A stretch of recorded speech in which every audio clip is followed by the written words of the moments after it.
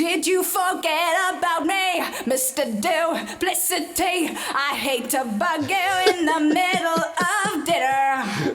There was a slap in Duplicity, Mr. Duplicity.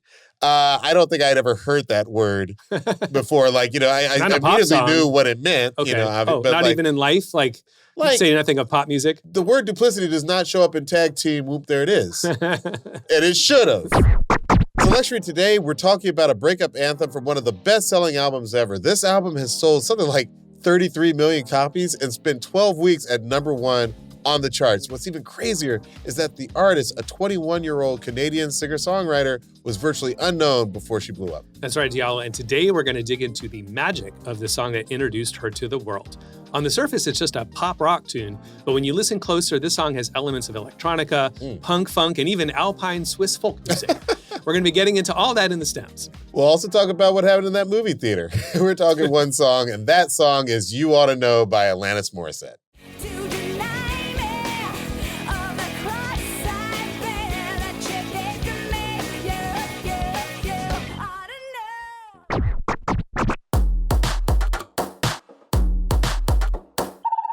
Hey, One Song listeners, if you love our show, you should check out Trapital, the podcast where technology meets culture.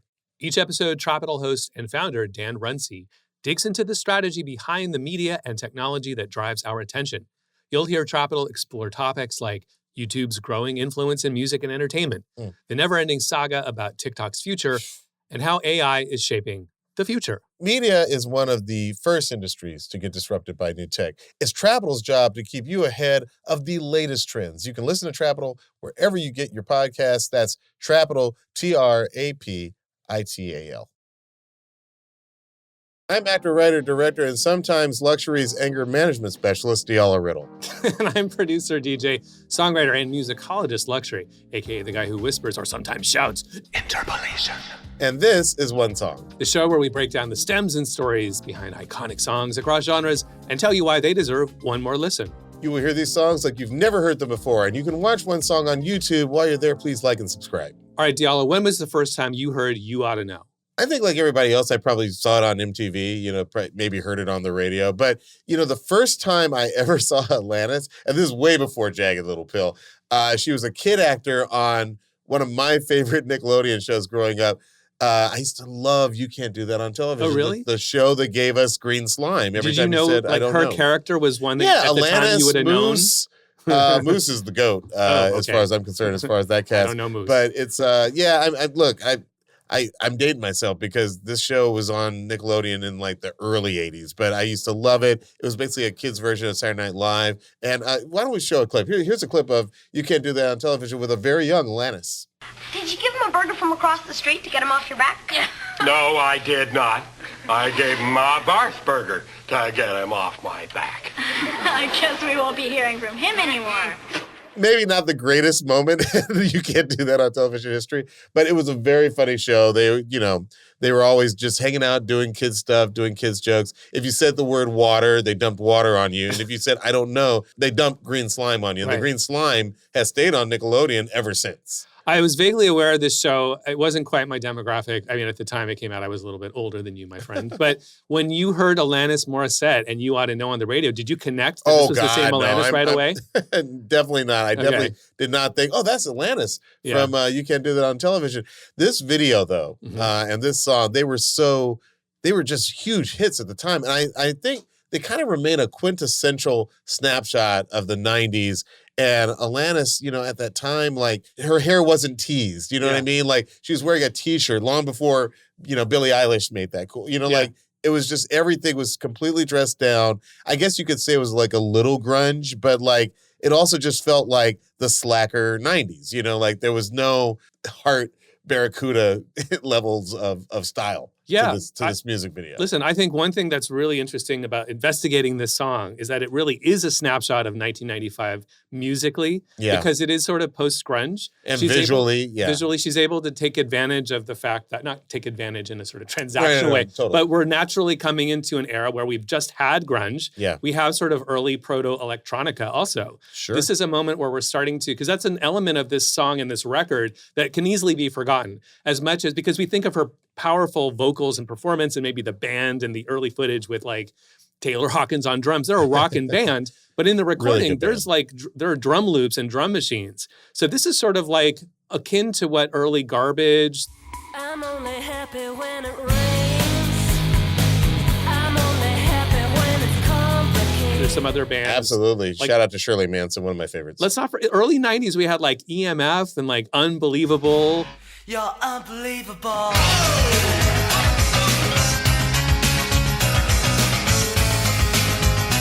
Right? Jesus Jones, stereo Jesus MCs. Jones. There's this new experimentation with mixing electronic beats and rock guitars and in a pop song format. So when this record comes out, when this song comes out, it's right in the pocket of that. It also had just a killer video. Let's take a quick look at the music video for You Oughta Know.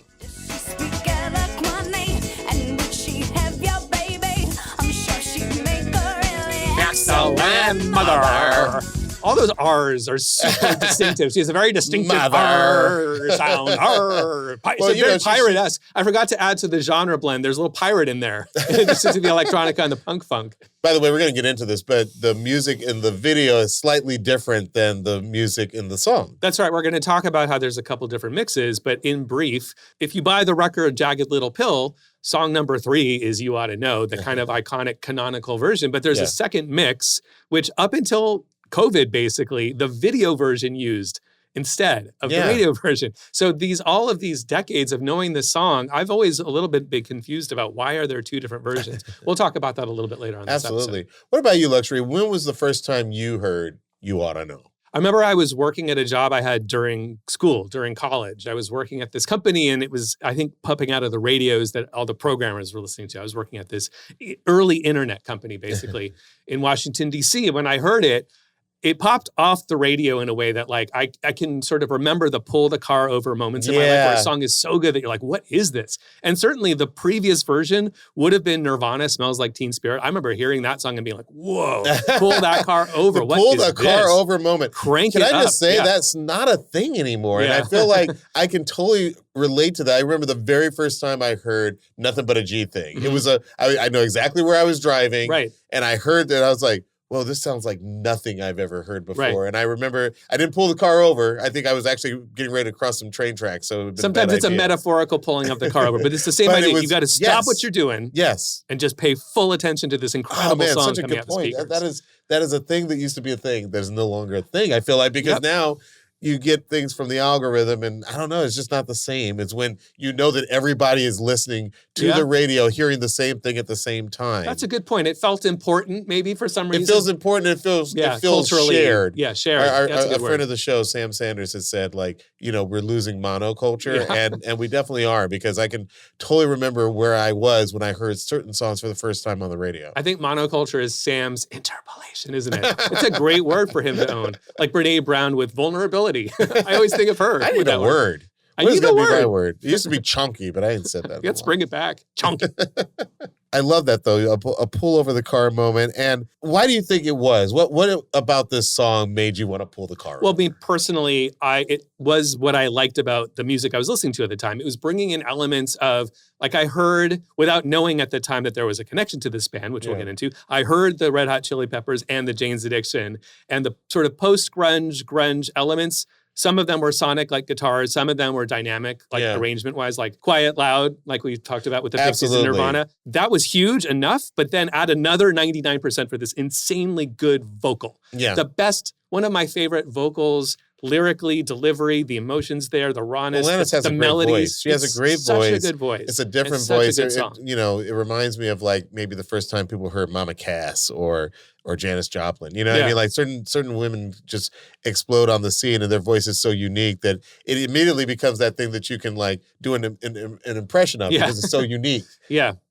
She does have some distinctive mannerisms and ways of hitting certain like sounds or vowels or consonants, actually, in certain cases. We're going to talk about that when we get to her isolated vocals a little bit later. Well, yeah. Also, I feel like we heard her emotion, right? Mm-hmm. Like there was a lot of emotion in this song. There's an authenticity that's hard to like pin down. that word, it does a lot of lifting, and it's hard. It doesn't really get to the heart of things. It's like saying the word cool. What does that mean? But there's an authenticity that you can't necessarily put your finger on, but you know she means it.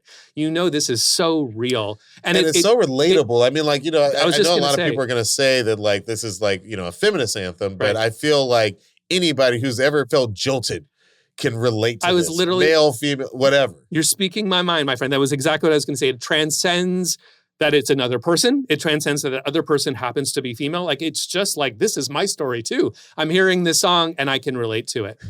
Can I tell you though, I actually can't relate to it in one sense because I've never been dumped. I was never dumped. Okay. And here's the fun. Quite the flex, my friend. Well, no, it's not. Here's where this is going. It's a good flex. When I met my wife, we laughed because she's never been dumped. Okay. We were like, neither of us has ever been dumped. So like clearly one of us is going to lose eventually. Right. Like right. Maybe in death. If your partner dies, you're effectively dumped. It's like the idea, like one of you married up, but which of you married up? I know. I was just like, hey, who is it? Babe, one of us who's getting the better deal here? Streak broken. Who's going to get the better deal here? It's been 17 years and neither one of us has had the streak broken. By contrast, I have been broken up with, and I'm going to list all of those women right now. I had just been dumped. You're actually making me remember. There was a major dumpage that had happened to me dumped? Like just moments earlier when this song came out. Because it was not only a dumpage, it was a double dumpage where it's like the girl that I had been seeing started to date my best friend. Oh. So I lost both of those people in one moment. It was a double dump. I am so sorry, my friend. You're just bringing back an old memory. So... No, I'm just kidding. But that is her name. Oh my gosh. Bleep that out. But use it. Let's back up a bit. We've gone really far in that direction, but I think we were both surprised to learn that prior to Jagged Little Pill, Alanis had a totally different sound in the early 90s. At the time, she was in her teens, she was signed to MCA, and she released 2 albums for MCA. Let's watch the video for one of her early singles. Here's Too Hot.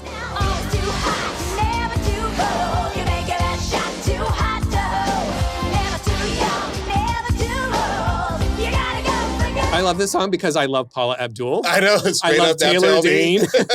It does feel very straight up.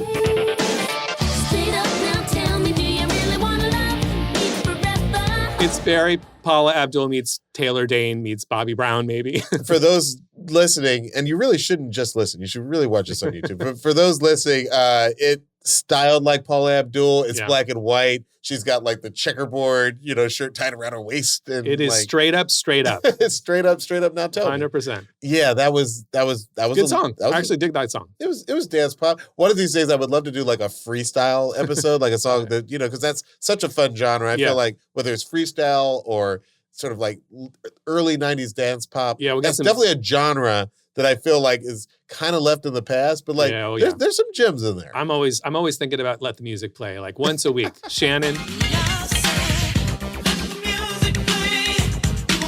Got to get some one song Shannon action. Listens to the show. These albums that she did for MCA were not a commercial success. And by 1992, Alanis was no longer satisfied doing the dance pop thing. She was entering her early 20s and her songwriting was moving in a more introspective direction. MCA did not like that at all, so they dropped her.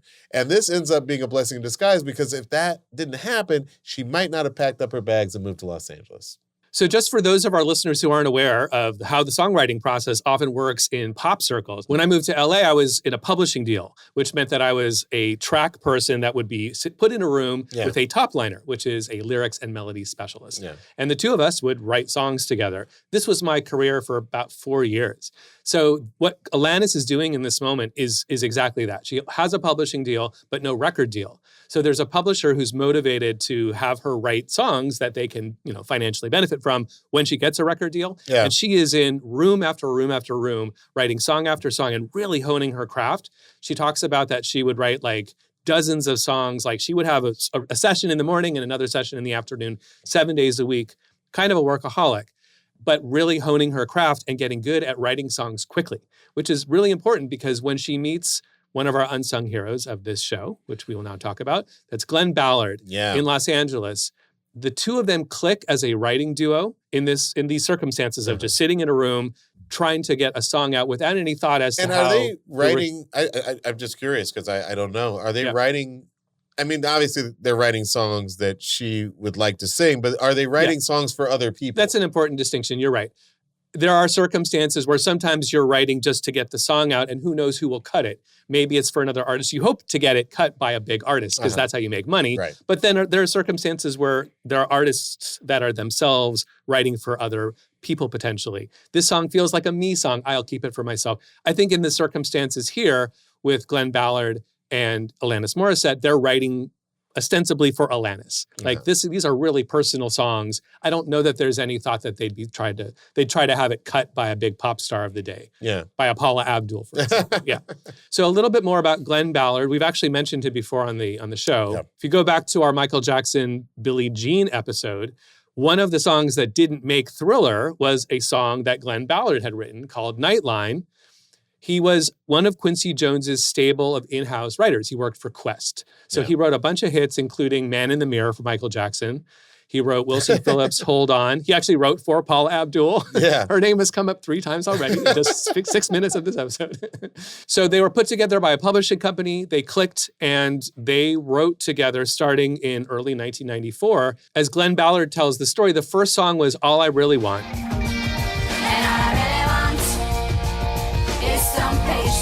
They wrote it and recorded it all in one day, finished it that night, recorded it, played it for the publisher the next day who liked it. And that was the pattern that for the rest of the year, they would get together and just have these really intense conversations about life, which would turn into lyrics.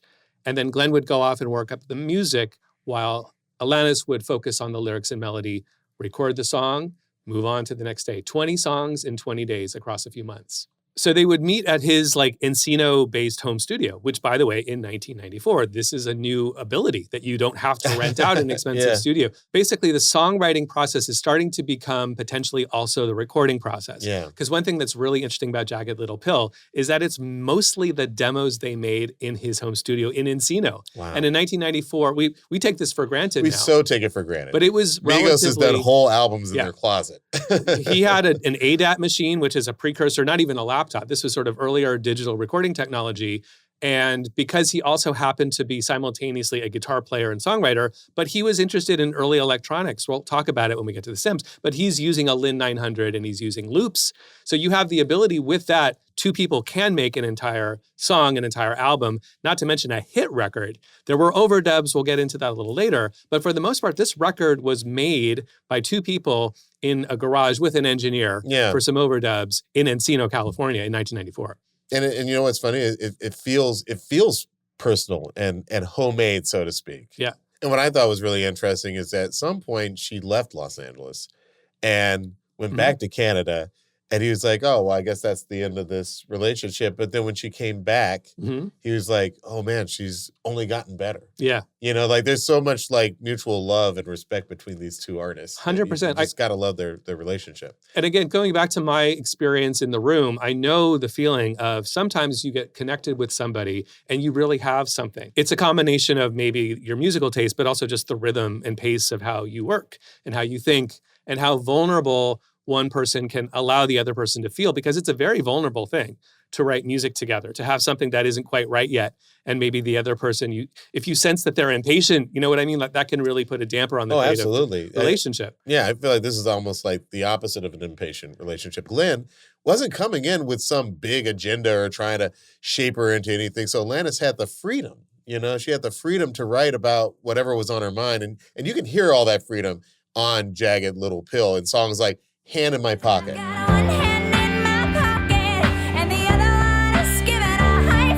You Learn. And one of my absolute favorites, Head Over Feet.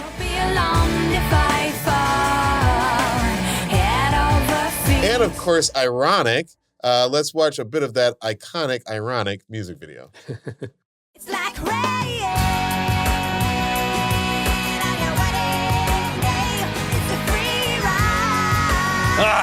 So good. She's so good. She is so good. She's such a good artist. It's such a good record. Everything about her is great. I love her. We like talking about people who are great. I'm so excited. I get so into this. I mean, it was crazy. I didn't even know how much more popular Ironic has stayed. It's actually her most streamed song. How ironic. More than you. Don't you think? I do think.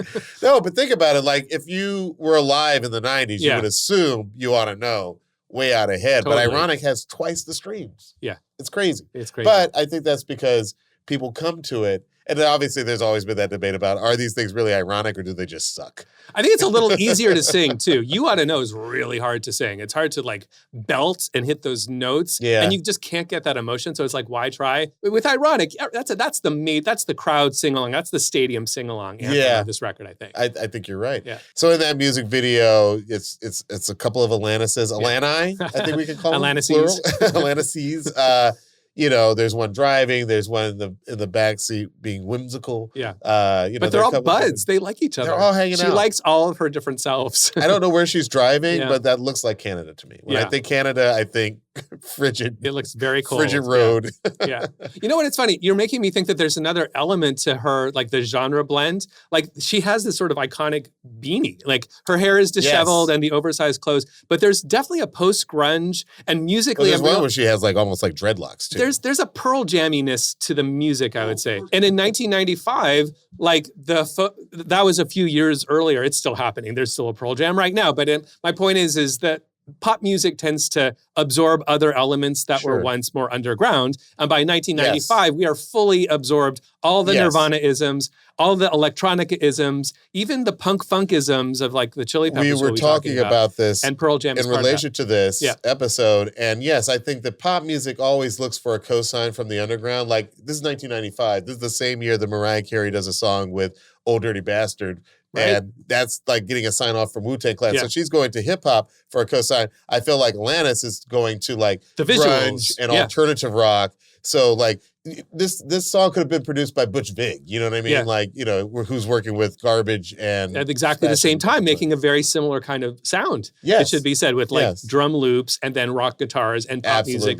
So there's something really interesting about that absorption. And I don't know that it was like strategic or planned. I think it's very Chances are she was probably just into that music. I think very much so, yeah. And she tried, you know, she had done the dance pop thing in her teens and she wanted to do something more authentic, more real. And this is the 90s. Right. So like there's a lot of growling in the 90s. You know, there's a lot of like, you know, like, you know, that's what people wanted to hear in the 90s. And also the reason why Nirvana and Pearl Jam and these grunge bands were so important is because they really did unlock this other available lane of vulnerability and in aggressive music. And so that's another kind of opportunity that Alanis is like, this is what I want to be doing right now. And I think the writing process from all accounts just unfolded very naturally without any sort of like record industry like strategy. There was no record label to speak of. Right. But this was something that she was naturally drawn to, or I should say it just came out of her in that way that maybe happened to coincide with what this post-grunge sounded like.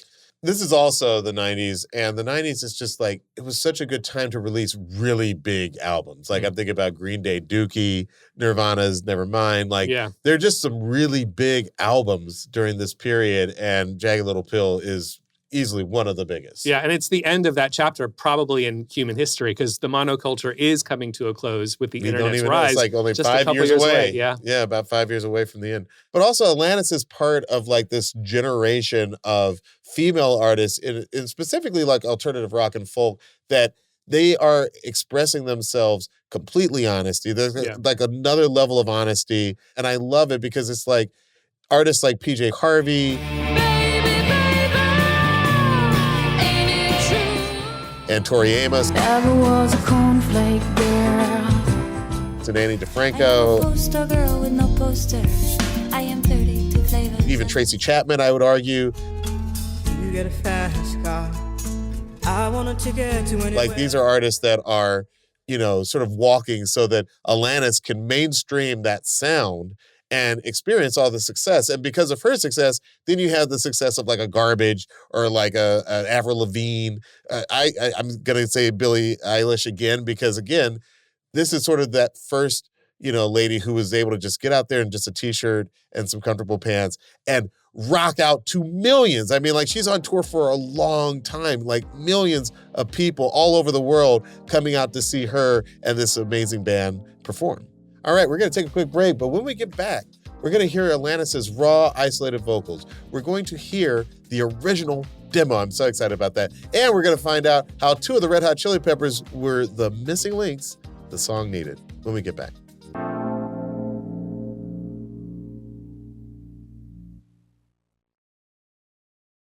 All right, welcome back to One Song. So before we get into the stems, we would like to share with you, the One Song Nation, the demo. So bear in mind as you listen to this that her vocal take on this is the final vocal take that got used in the final song. Awesome. But the musical bed is very different, and we'll break that down after we listen. I want you to know. Okay, so here's a part that's different. That you gave that we made wasn't able to make it enough for you to be They lost me on that part. I gotta say, Different. at first, I was liking it. Okay. You know, like I like that Like sort of little like guitar thing? repetitious guitar thing. But then when it gets to the The build, the pre-chorus. yeah, Yeah. and that Well, bass line is kind of. Let's talk about that bass sound. It's a little bit silly. Yeah. It's got like a filter on it. It's got like kind of a Parliament funk, like a Bootsy Collins. You kind of like wah, I like don't a even wah know wah. if that. I thing. want to say it almost seems to insult Bootsy Collins a little bit. Well, that's we just said the same thing. Yeah. Yeah. There's a little bit of silliness, I would say, Yeah. as opposed to And the serious drums rockness. sound Yeah. like so basic. Like it's like. Well, what's interesting is we keep those drums throughout the entire. Those drums remain. That's a Yeah. drum machine loop that is in the final version, but it was enhanced and overdubbed with a real drummer. with a real who drummer, we'll be which you talking feel. about. Yeah. You do feel that Absolutely. real drummer. Yeah. And one last thing, which is super minor, but or unimportant, relatively speaking, but the chord changes in that the build Yeah. are slightly different. Yeah. And they go to the 5, which is the dominant, which is like you want your ear wants to go back to the 1, but it's a little too on the nose. It's a little too obvious. You know, I came across this quote from Flea about his reaction to the original bass line. Flea says, quote, "That's some weak shit." It was no flash and no smash. I like that. No flash and no smash. But the vocal was strong, so I just tried to play something good. I showed up, I rocked out, and split. That's right. So how does Flea get involved in all this? So Guy Oseary at Maverick Records, who was Madonna's manager for many years, and actually Red Hot Chili Peppers and U2's managers for very many years. He might even still be the Chili Peppers manager, I believe. But he was the first label to not pass on this incredible demo that got shopped around. Everybody passed. Every label was not interested. But Guy Oseary was interested. Guy Oseary knew a guy called Jimmy Boyle. He knew a guy. He knew a guy called Jimmy Boyle. That's the name of a guy that when you know a guy, that's that guy's name. Sure enough, Jimmy Boyle was another producer and an unsung hero of this episode because he did the alternative mix we talked about earlier. He did track 13 on Jagged Little Pill, which is a slightly different version, a slightly different mix of the same recording of You Oughta Know.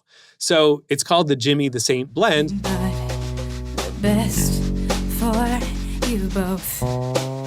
I know the version of me. And he's also the link in the chain that brought in Dave Navarro from Jane's Addiction, but in this moment, Red Hot Chili Peppers. Oh, that's right. What Guy Oseary gives him full credit and says, there's a guy called Jimmy I was hanging out with at the time. He kept saying, gosh, imagine what this would sound like with a stronger bass and guitar.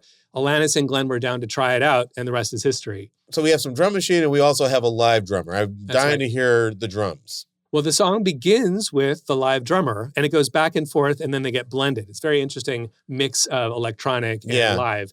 It's Matt Laug is his name. He's a session and touring drummer. He's worked with everybody from Donna Summer to AC/DC, for whom he's currently the tour drummer. Oh, wow. And he heard the same demo that we heard and added some live drums on top, starting with this at the very beginning. So he's playing the snare with brushes. Yeah, you can kind of jazzy. Yeah. And that's what's playing in the intro underneath Alanis's kind of otherwise a cappella vocal. But what's interesting, a little fun fact, is that he'd actually recorded it later in the song. Yeah. It was for a different section near the bridge, like during the bridge. But when the song was mixed, the final version, he was like, oh, cool. What a good idea to bring that to the front of the song as well. But you'll also hear it a little bit later, a little bit of an Easter egg. What drum break does that sound like? Is that Amen, Brother? Which one is that? Yeah, maybe that's that syncopated da-da-da-da. Yeah. I'll tell you what I think it is. So there is a little moment in music history where there's a lot of like soup dragons and a lot of kind of the baggy, like Manchester, totally. Manchester adjacent, where they use that beat all the time. All the time. And it's boom, boom, ka, boom, ka.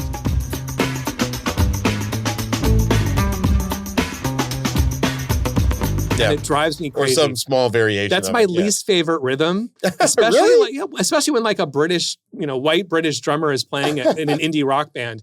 It always I don't hate it. I mean, I don't know why. I don't have a reason. I just don't like it. But I hadn't noticed it. Maybe when it gets transferred to the brushes, it sort of loses its Manchester bagginess. That always annoyed me a little bit.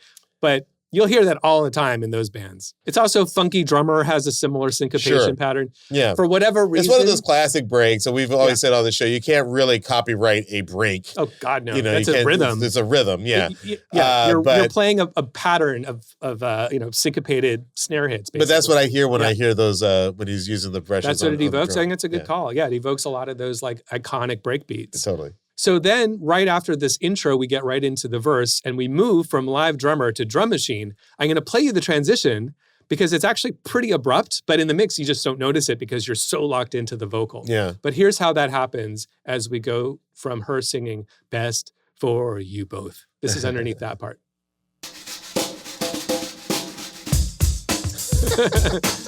It almost seems like it didn't line up perfectly. There's something to that in this song, which I've been noticing just going through the stems. There's a lot of loops that don't line up perfectly because we're not in a screen grid Pro Tools era. Yeah. This is all done on ADAT, which is literally on VHS tape. It's a digital recording technology where you don't have the visual. So you're doing it by feel, by luck, by hook or by crook to get things to line up. And kind of incredible job that Glenn Ballard and Chris Fogel did collectively. But, it's imperfect. And maybe that adds to some of the humanity of the song. Can we hear it one more time? You want to hear that again? I do. I'll put the vocal in just so you kind of know where we're at. Yeah. Nothing but the best for you both. It's a little bit late. It's like slightly delayed. Maybe it's just because we have now just lived in the grid so long. It's so funny how wrong that sounds. But I would argue, and I think you would agree, especially in this era, all the hip hop, all of the electronica, not all, but like a great percentage of it has these little pre-digital, pre-Pro Tools, pre-Ableton, everything being lined up moments that actually arguably give it some humanity. Yeah. Yeah. Until it bothers me. Well, there's one line on a Diggable Planet song where Doodlebug comes in so off and it just jars me every time. You just can't do it. I cannot do No, what's the line? I need to know. Ruin that song for me. My man do planets do it lovely. Am I my brother's keeper? My man do planets do it lovely. Am I my brother's keeper? We foot it. Like I do it on the beat. I love that part. Oh, he does it off the beat. It's on. not lined up, dude. And it's bothered me since 1993. I'm going to defend Doodlebug and his timing. Oh man, to my dying day. Since 1993, that line has been off, and I'm like, did nobody else hear this line? Doodlebug, I got your back. this guy. We'll say that for another episode. Can't take him anywhere. So that drum machine is programmed by Glenn Ballard using a Lin 9000, which was one of his favorite tools. He loved it because you were able to use drum sounds, but also other sounds. So there's a level which I think he's using this almost as a sampler. It's unclear to me exactly the tech. I've listened to every interview and read every article. To the best of my understanding, though, a lot of the programming is through the Lin 9000 because it's not just for drum sounds. But that loop and that groove-based writing is really starting to be a thing in pop music writing. If anything, it becomes the standard at this point. Sure.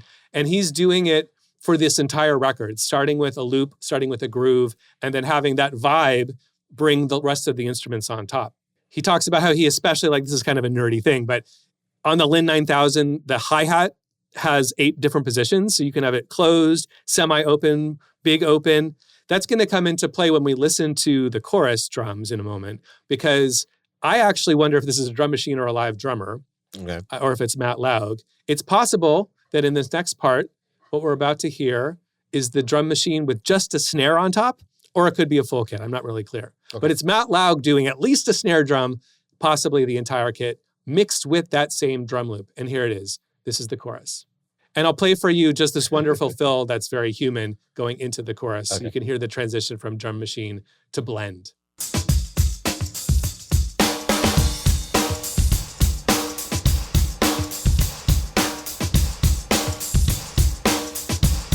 And talking about the imperfections, notice in that drum machine that it doesn't quite, there is a little gap in between the beats. I'll play it for you again. Listen for every bar. 1, 2, 3, 4. A little gap. 1, 2, 3, 4. See if you can hear that in this play.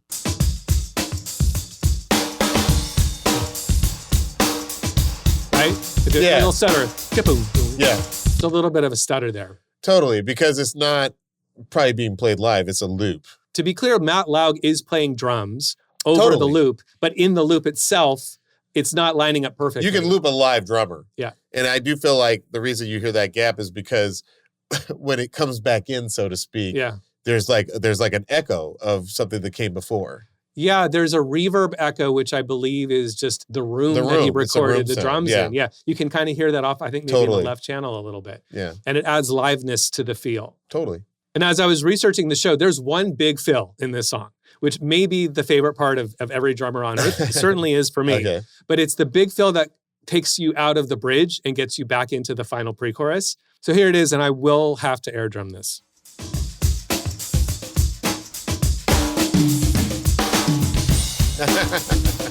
You got to get that double crash hit, man. I love it. I love that. I feel like we've had a on the show before. Oh, Heart, Barracuda has that.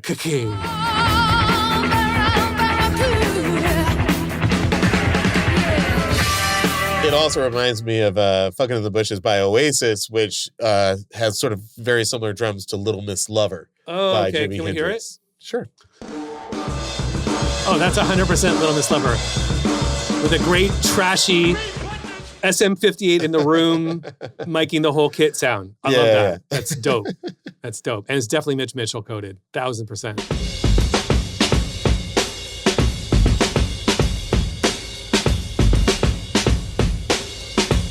And Matt Laug talks about when he heard that demo, he knew that there was an opportunity to go from that really chill bridge into this last pre with that energy. He says, when he heard that, I heard the drum fill that I played on the record in my head, and I thought that'd be a cool fill to play. So I wrote it in my chart so I wouldn't forget it. So when he first heard the demo, he's like, I know exactly what needs to go there. And he was right, because that's the moment that I got to pull my car over twice for that one, just to like air drum it when I'm listening. You had to pull over twice? I had to pull over twice, pull over once to listen. So and the second you're back time, in the street. Now you're just blocking traffic. Here's what I do when I listen to Alanis Morissette. I pull the car over, I listen to the song, and then right during the bridge, I start driving again so that I can pull over right at the end of the bridge to play that fill. It's just who I am.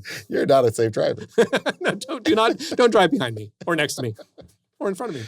A lot of cool stuff happening with the drums there. I really want to talk about the bass and guitar on this song. Bass, crucial bass. All right, let's listen to Michael Balzari, a.k.a. Flea, play F sharp. A lot of F sharp in this song in the verse and into the pre, but let's listen.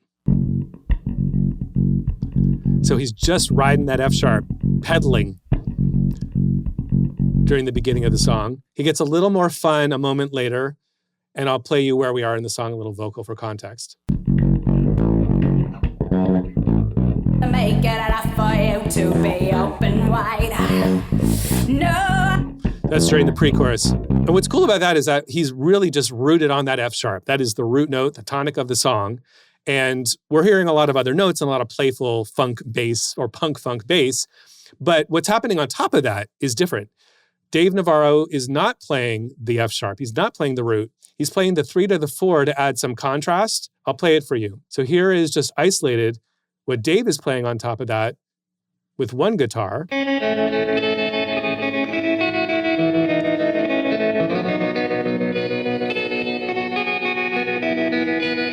So he's going from the 3 to the 4, a lot of tremolo, a lot of chorus effects. Love that. There's a second guitar, and then I'll put them together, and then I'll add the bass back. The second arpeggio is a little bit different. Sounds like this. It's really beautiful. But now you've forgotten what key you're in. I'll bring back Flea. Hear that contrast? So good. So there's a lot of tension being built because they're playing different chords, essentially. Mm-hmm. Flea's playing the 1, the F sharp, and the 2 guitar parts are going from 3 to 4, the 3 to the 4, I should say, from A to B. So when you hear them isolated, it's almost like you're hearing 2 different songs. And then when you bring them together at the end like that, so well. They mesh so well, but they're adding this extraordinary tension, which is about to break 3 as I literally ended it as we get to the chorus. And then they lock in together and we get the 4 chords. And that's the pop chorus. Here's what it sounds like in the bass first. Just 8th notes playing the root notes of the chorus. And at the very end, he does something to map to her vocal. Flea is just one of my favorite people. He's incredible. It should be noted.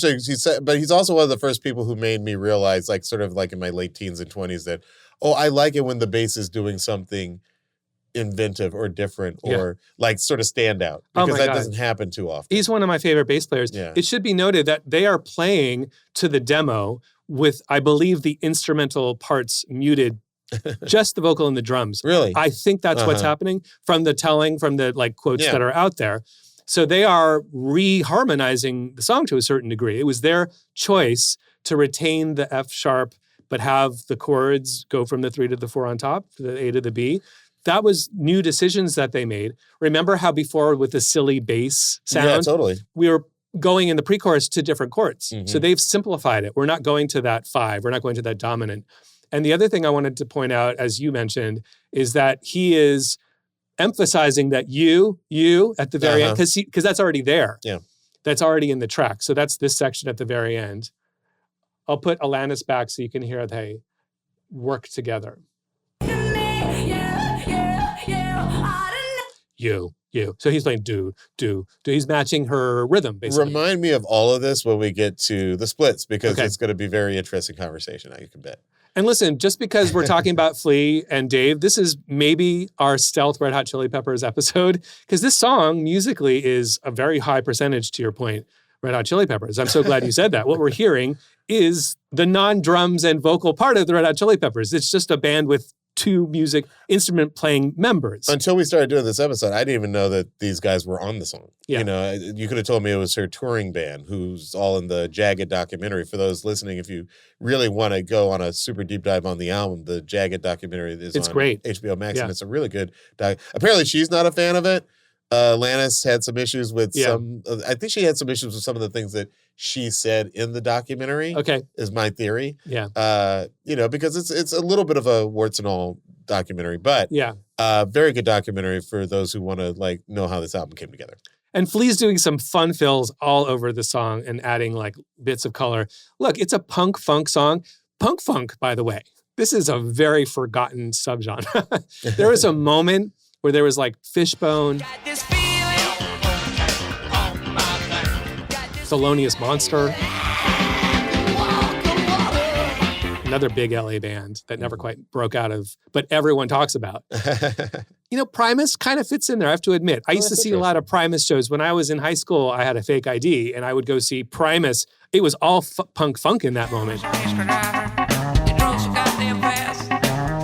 I would see Primus and the Limbo Maniacs and Fungo Mungo. These are bands that only people who lived in San Francisco in the like early 90s would have known about. But like that was a huge scene. That was a scene. You know what? Faith No More, frankly, is in that genre, really? I would say too. 100% Faith No More. There's like a hard rock maybe edge to them more so than some of the other bands. But it's funk, rhythms, and certainly like literally he's popping and slapping that bass player. I can see that. Think about Epic. Boom.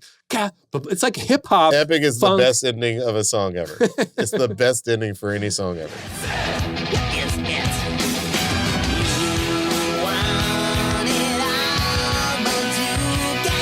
There's some really cool moments that I always notice in the song where Flea is 100% like having his bass playing match the vocal, match the lyrical content. I'll give you one example of that. I'll play Flea and I'll play Alanis isolated together. Bug in the middle of dinner. There was a slap in the face. Right here. How quickly I was replaced. And I have seen in the I always think of that as the slap in the face. This is a Red Hot Chili Peppers song with a drum machine and Alanis Morissette singing on top. That's the musical content that we're hearing in the song for the most part. And it feels like it too. But this is the only song on this album that has Flea and Dave Navarro. That's right. That's right. Okay. And then at the very end, we have this wonderful wailing solo. Let's listen.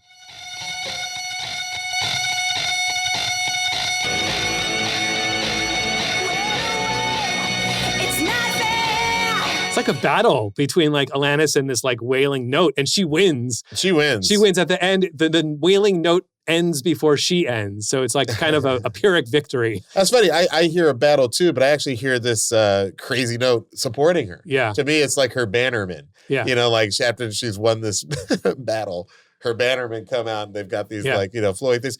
You've played some vocals. It's like the audio version of the steam coming out of her ears. Absolutely. Absolutely.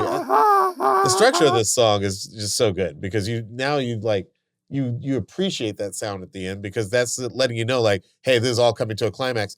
I love her vocals.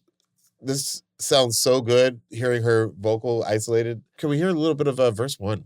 I want you to know that I'm happy for you. One thing I want to point out. She sounds so happy for him. I know. I don't know if I'd take it at face value what you're saying, Alanis. One thing to point out as we're listening, you can hear the bleed in her headphones. And now that we've heard the demo, listen, it's that guitar riff that we all heard.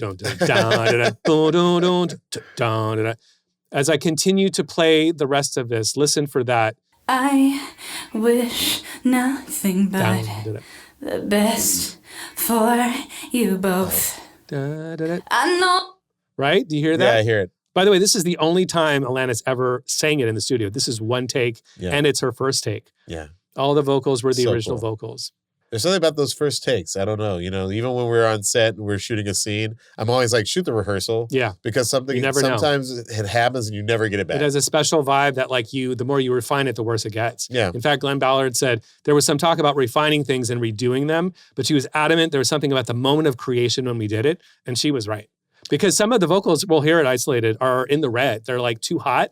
So, it's distorted, but I like a little distortion. it only contributes to the overall vibe of the song, the energy of the lyric. Let's hear a little more of verse 1. An older version of her, maybe?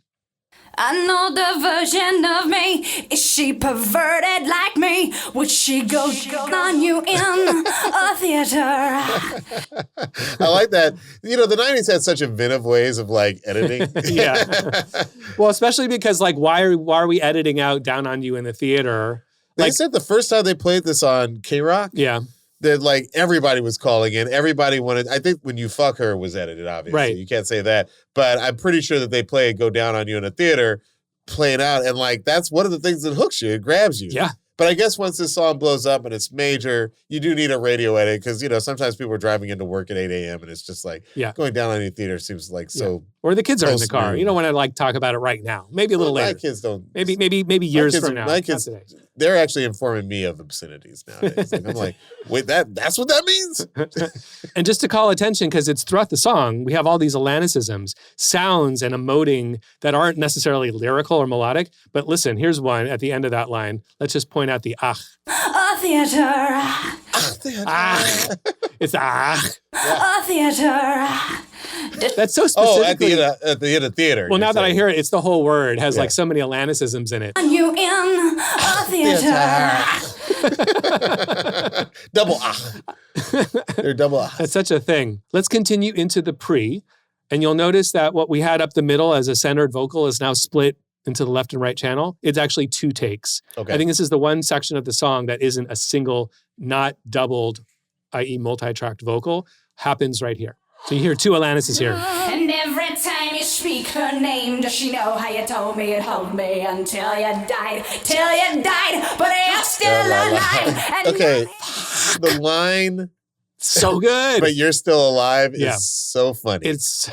I love that line. It is so really much, funny. 'cause You're she's, right. She's mad at him that he's still alive. That's a great line. You're right. It is I funny. love that line. I forget that these it's lyrics funny. are fucking bomb. They're so good. I know that you said it's a Monogram. monogram, Yeah, a cross-eyed bear, but like that's a line I heard from the very first time. I was like, wow, she's singing lyrics. Like every now, maybe it's the writer in me. Like certain lines, I'm like, how did you get those words in there so wonderfully, so beautifully? Like to work that phrase into a song. She's amazing. That's like a mega hit. Yeah. You know, Prince did that sometimes. Yeah. Like there are a couple of like, you know, Oceans of Violets in Bloom. You know, like I'm Yeah. just like, oh, that's fucking poetry. And I love the line, it's not fair to deny me of the cross-eyed bear. You know, like I It's just so think that's good. such a great line. it's not fair to deny me of the cross-eyed bear that you gave to me. Yeah. I almost apologize in advance for trying to explain it because there's no explanation. She was born the way she was born, Yeah. a creative and incredible soul. Yeah. And she has her 10,000 hours by this point. She has Oh, been for writing sure. for years and Yeah. performing, and she has honed her craft. Yeah. And she has innate gifts. And there's probably other things that contribute to it. But this is genius Yes. lyricism. It's genius delivery. It's the first and only take. of the vocal. And they've kept in all of these breaths and everything. This is also a moment where like, how risky, how daring. I mean, at the time they were doing it, they had no record label. There was no sense of like someone waiting for some polished final product. And then when they take it around, nobody's interested. Props to Guy Oseary and Maverick for keeping it this sort of like raw demo. Like it's wonderful that they kept the rawness of the sound. Guy had an ear. Absolutely. He was like 19 or something. He was really young when he started at Maverick. Yeah. By the way, this is one of those songs where every verse sort of has something very memorable going on. Oh, absolutely. I really want to hear verse 2. Did you forget about me, Mr. Duplicity? I hate to bug you in the middle of dinner. There was a slap in Duplicity, Mr. Duplicity. I don't think I'd ever heard that word before. Like, I immediately knew what it meant. Okay. But not like, even in life? Like say nothing of pop music? This is the 90s. I definitely had never been to therapy. Like the idea that like, codependent relationship, duplicitous behavior. Like, again, these are words that you would not expect to be slipped in.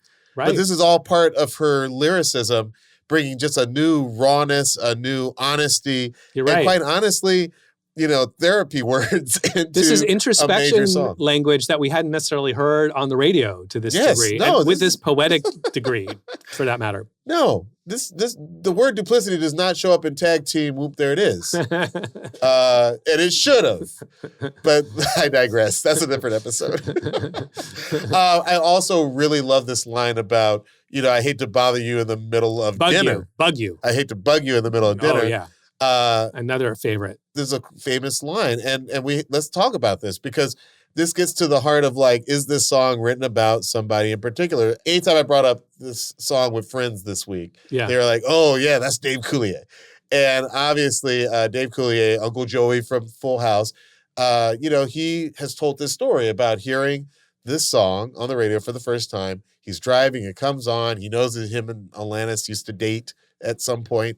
And as the lyrics unfold, he starts thinking, wait, is this song about me? He points specifically to the dinner line because apparently Alanis once called him while he was at dinner after they had broken up. So he felt like that would hit a little close to home. He's never really addressed the movie theater line, the famous movie theater line. Probably smart on his behalf.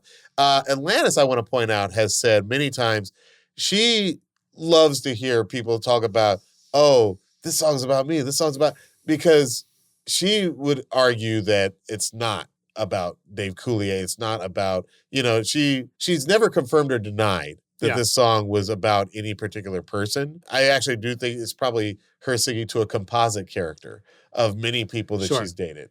Yeah, and I think she's been very consistent about the idea that the song has more power when it's not revealed who the person is, and it doesn't really matter, and probably would break some of the song's power if it was too closely associated. Just like, this is why we have Carly Simon, You're So Vain is the same thing. The same thing. I mean, people have kind of sleuthed out over the years some very strong candidates, but like there's something nice about the mystery.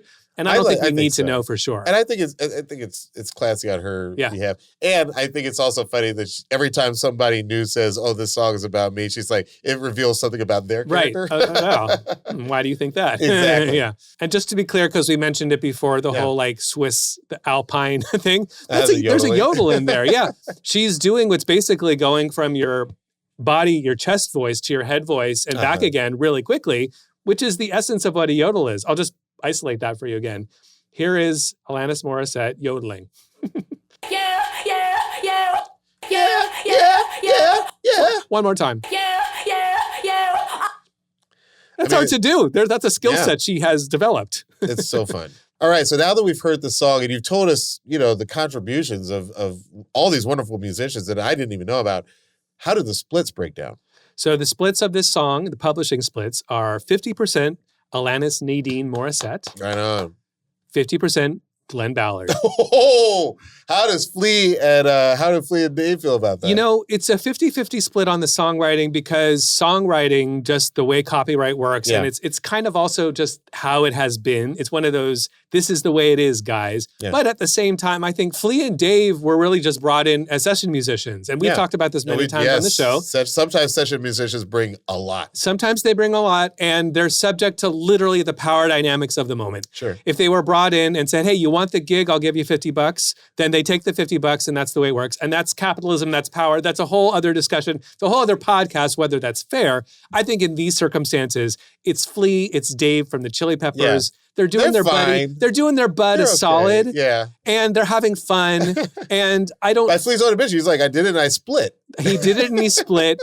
And what they're contributing is obviously hugely important. So important. But it seems as though they aren't feeling left out of something they felt like they deserved. Honestly, how many boats could you ski behind, bro?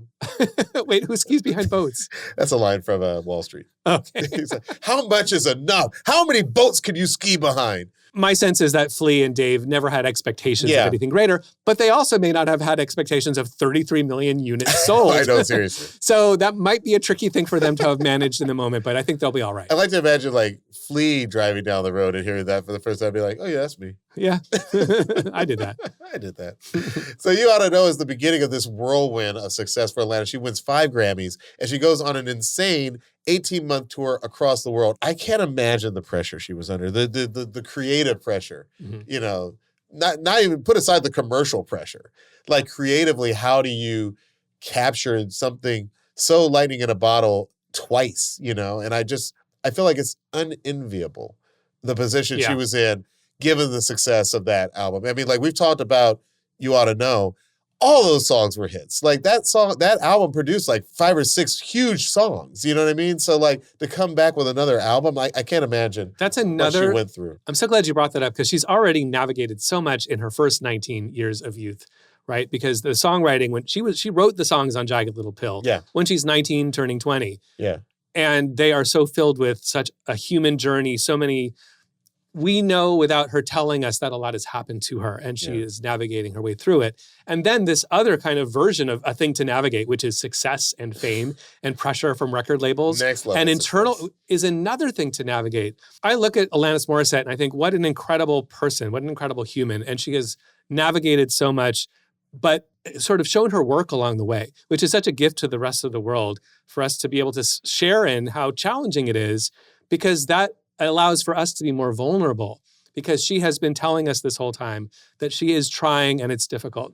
She has had challenges, but rather than hide them or be ashamed of them, let's put them in the open and see what we can work with and see if we can't work through this messy humanity together. I mean, I think you're absolutely right. And I think that goes towards her legacy as an artist. What do you think the legacy of You Oughta Know is? I could not believe how excited I was to listen to it in the car driving over today. It joins the ranks. It might be in my top 3 of on the day of the show we're taping episodes and I'm driving over, just how pumped I was because it's such a belt it has so much energy. And thank God for music. Thank God for recording technology. Thank God for memory. I was really feeling all of it today. I was feeling all the feelings. Yeah. And the legacy of this song for me personally, beyond the like global success of it, for me personally, it's a reminder of just the power of music. It's so trite, but it is the power of music. It's the power of great songwriting, the power of a great vocal delivery, and the power of just the chance coinciding of Glenn Ballard and Alanis meeting up and writing music together. Well, we're really happy that they did. Okay, Luxury, it's time for one more song. This is the segment where we share a deep cut or a hidden gem with you, the One Song Nation, and with each other. You go first. All right, so I talk about stoner rock a lot of the time, one of my favorite genres, but I don't play nearly enough of it in this segment. Brand new stoner rock. This is a band called Earth Tongue, and the song is Dungeon Vision.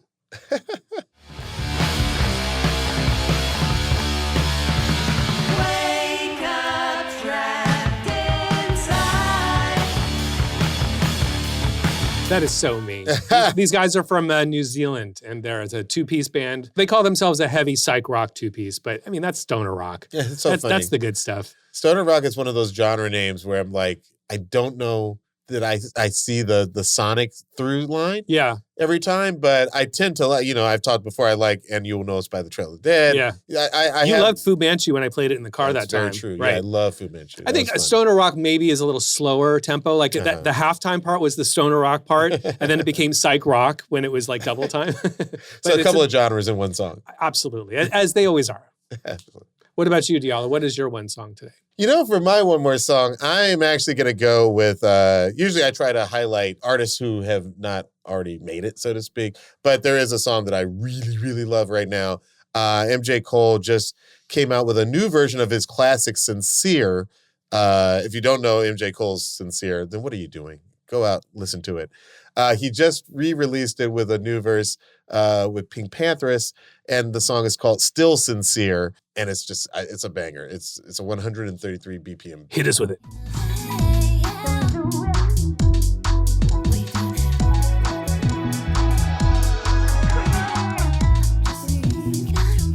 Oh, that song does something to me. It's just like when it goes minor there, I'm just like, oh. We love Pink Panthers, man. The original. She's got such a sound. She's got such a sound. I like her. I love MJ Cole. He's one of the reasons I got into UK Garage back in the day. So yeah, check out, if you don't know Sincere by MJ Cole, do it. And and then if you have, just a little bit more time, check out Still Sincere by MJ Cole featuring Pink Panthers.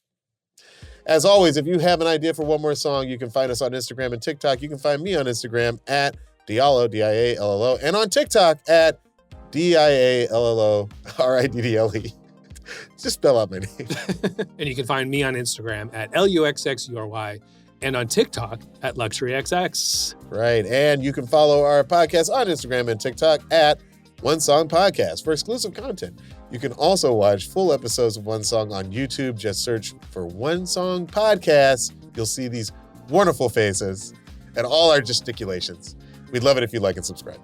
Also, be sure to check out the One Song Spotify playlist for all of the songs we discuss in our episodes. You can find the link in our episode description. And if you made it this far, you're officially a part of the One Song Nation. Show us some love. Give us 5 stars. Keep that 4-star shit to yourself. 5 stars, leave a review, and send this episode to a fellow music fan. It really helps keep this show going. All right, Luxury, help you end this thing. All right, Wait, Luxury. I can't say it sometimes? No, what if I say my own name and changing. confuse people? Let's change the entire format of the show right now. Let's start for the very beginning. I want to say your catchphrase. Luxury, help me end this thing. Okay, say it. No, I just did. Luxury, help me end this thing. I'm producer, DJ, songwriter, musicologist, and KCRW DJ every Friday night from 10 p.m. till midnight, Luxury. And I'm actor, writer, director, and sometimes DJ Diallo Riddle. And this is One Song. We'll see you next time. This episode was produced by Melissa Duenas. Our video editor is Casey Simonson. Mixing and engineered by Michael Hardman. This show is executive produced by Kevin Hart, Mike Stein, Brian Smiley, and Eric Weil.